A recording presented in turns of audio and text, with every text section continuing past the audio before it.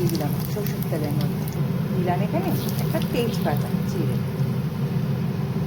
এই কপিগুলোকে আমি জল ঝরিয়ে একটু ভাবিয়ে নিয়ে জলটা ঝরিয়ে দিয়েছি।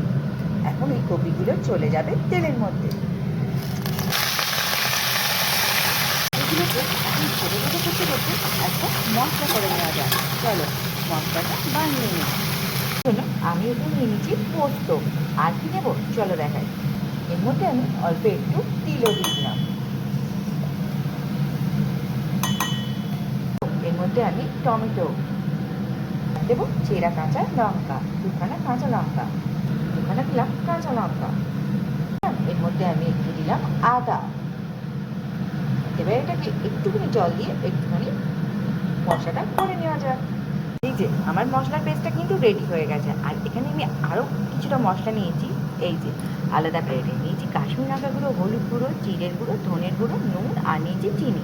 এটাকেও তরকারির মধ্যে দেবো। এই যে কপিগুলো আমার ভাজা ভাজা হয়ে গেছে। এখন কপিগুলোকে থালার মধ্যে তুলে নিয়ে আলুগুলো ভাজা যাক একটুখানি সরষের তেল দিয়ে। আমার ভাজা হয়ে গেছে, কপিগুলোকে ঢেলে নিলাম। এখন কড়াতে দিয়েছি যে অল্প একটুখানি সরষের তেল। জল জ্বালানো আলুগুলোকে এখন দিয়ে দিলাম। এটাকেও একটু ভাজা ভাজা করে নেব।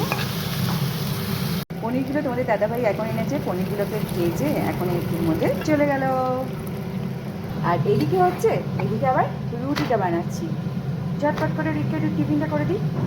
এই যে লাস্টে আমি ধনে পাতা দিলাম, ছেলের সাথে ইয়ার্কি মারছি আর ছেলে রেগে আছে।